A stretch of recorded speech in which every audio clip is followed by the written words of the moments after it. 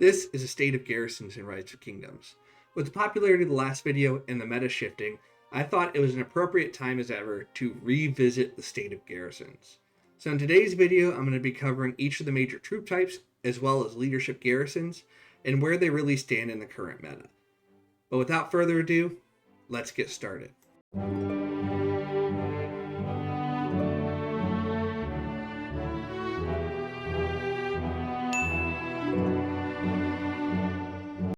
First, I feel it's appropriate that we probably tackle archers first since they have the newest garrisons in the game. So of course, CY is the newest garrison, and he is very excellent. He isn't quite the top tier, and we'll get to that later, but he is extremely solid. When you look at his kit, you get nice counterattack damage that goes up to 40%, you get a health debuff, you get a 20% normal damage reduction, and you get good stats that deal more normal damage in all archers, but aren't necessarily tied to being only archers besides that. Tack on a heal that also does damage to up to 5 targets, and you have an ideal anti-swarm commander. He is pretty much the main player, and there are 3 main pairs you're going to want to go with. First, my highest recommendation is Hera, because you get 20% normal reduction in damage here, and then you can tack it on with 3 units because it's not tied to that single archers. And you can get 30% more here for a total of 50% normal damage reduction. This is massive. I cannot overstate how crazy this is. Because you're basically taking every swarmer's main source of damage for the majority of the initial part of swarming and cutting it in half.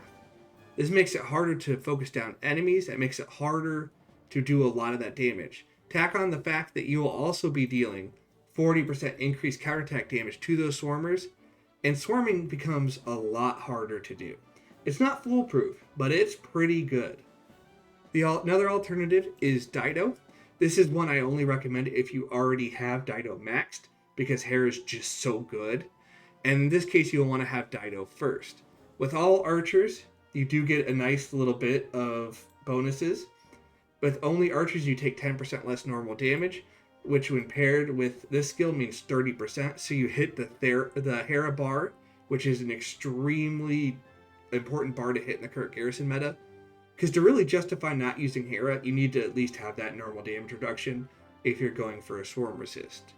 In addition, she also has a nice solid damage factor, and then really great debuff here, as well as the fact that she can reduce skill damage taken, which is excellent because besides Scipio, you have not a lot of normal damage rallies right now. And being able to resist the cav rallies really will help keep it solid as an option because they're already naturally designed to counter infantry. So that's another good option. One last option I will suggest is looking into Liang. It's not top tier, but if you were just getting into garrisons and you were a field or rally player, you probably have Liang. So CY and Liang is a great bridge option while you work on Hera, especially if you haven't worked on Dido because you're just now getting into garrisons. So keep that in mind as another option as well. But really the big one you're going to want to be using is CY with Hera, and then CY with Dido if you have no other options. Next, we're on to my favorite troop type, Cavalry. So there's quite a bit you can go with here, but there are 3 big players and it's a big triangle here. You have Jan, Eleanor, and Hera. And you'll notice a theme here because Hera is just the flagship garrison, so you'll probably see him mentioned pretty much in every section here for good reason. So first let's talk Eleanor. She's the newest and she has a great damage factor in single target. You take 10% less skill damage, which is less impressive with the new Scipio being all normal damage, 20% attack and less counterattack damage, which is great. You get 15% more defense, and then you have a 10% chance to reuse the 2300 damage factor skill, which is pretty good. And then you have up to 5 nearby friendly troops have 5% bonus to damage dealt. This is super ideal for forts or for areas where you are going to be contesting fights. Passes are a good example too, because you can boost your counter rallies and help keep yourself alive that way, because you're going to be helping those with 5% bonus damage dealt. and then you gain up to 5% for each one you buff. So the more fields you have, the stronger she becomes. For pairings, you can go full cav with Jan, and this is one where you don't have to be 100% cavalry, but the more cavalry you have, the better. So if somebody accidentally sends 10,000 archers, it does not ruin the defense. This is the typical full cavalry build. You want to have Jan first because the skill tree is loaded with rage gain. Alternatively, you can use Jan or Eleanor with Hera, which I also like as an option. It's not quite as strong as the other two pairings with Hera, but Hera is just too strong to not use. And like I said, that normal damage reduction, as I mentioned in the archer portion, is just way too strong to not utilize. So the fact that cavalry doesn't need to be 100% cavalry, with the exception of Nevsky, to really utilize, is terrific for Hera because he needs 3 units to get that normal damage reduction. So as cavalry commanders give up the least for that, so it makes them extremely flexible options that I think are still really great, even if they aren't quite on the level of CY or the commander I'm about to talk about next. Next, we're on to infantry, and of course, we gotta talk about Gorgo. She is absolutely insane. Even with CY out, I think she's still top tier. She just does so much damage between her smite damage and normal damage boosts. She takes 20% less skill damage, and the 5% less skill damage dealt really only affects Hera as far as pairings are concerned, and 5% less of a 1200 damage factor is a very minimal amount overall. So that's something that's important to keep in mind, that you're not really sacrificing much. Tack on the fact that she does a lot of normal damage and increases normal damage received, and she is as close to a swarm resistant garrison as CY is, on top of being great 1v1 because all her smite damage is also just terrific. So the main pairings you're going to use with her are Hera, for obvious reasons. Normal damage reduction is amazing, and the overall health bonuses and counterattack damage dealt bonuses and shields just are terrific for her. In addition, you can also use Zenobia, which is a popular choice, that is not quite as good as Hera and not nearly as flexible on units, because you need to have all infantry for Gorgo and Zenobia to really work well together. But if you can keep it all infantry, this is an extremely solid tanky pair. But it's still just not quite as good as Hera. And with Hera and Gorgo, the only real downside is Hold the Line requires you to have only infantry, while Hera requires you to have 3 units. So you give up Hold the Line, but you get a flat 30% normal damage taken reduction, and that's just excellent.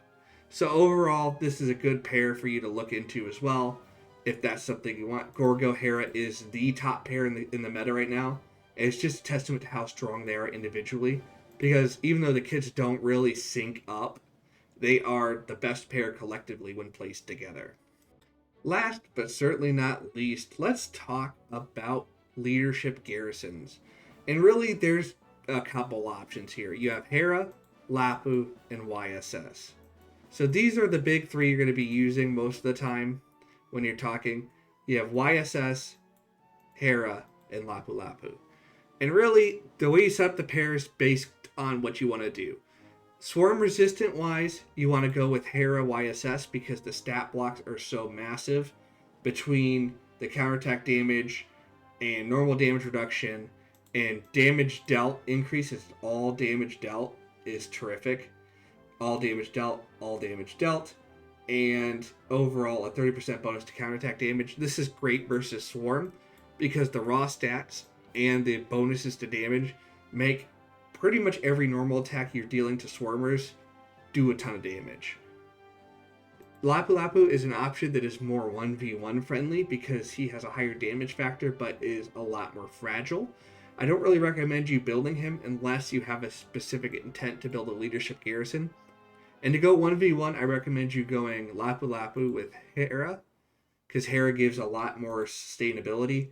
And the 3 different unit types isn't really a sacrifice for Lapu, because you want that anyway, because he has his own skills that are based on having multiple units.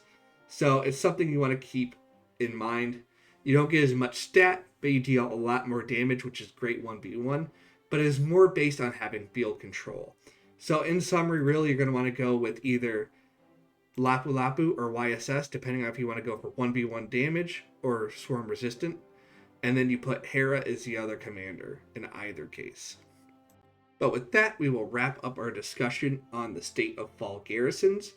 While it's not comprehensive by any means, I wanted to cover the most major players in the meta, and these are really it. Like I said, Gorgo and Hera are the top dogs, with CY Hera below, and then Eleanor Hera below that, and then everybody else pretty much on a different level because Hera is just that strong. But let me know in the comments, do you have a favorite garrison that I might have missed? Or do you want to see me talk about a different garrison pair entirely? Let me know down in the comments. If you want to see me cover a different video topic, you can let me know down there as well. Or join the Discord by using the link in the description. And as always, good luck, fight well, and I will see you on the battlefield. Or the garrison.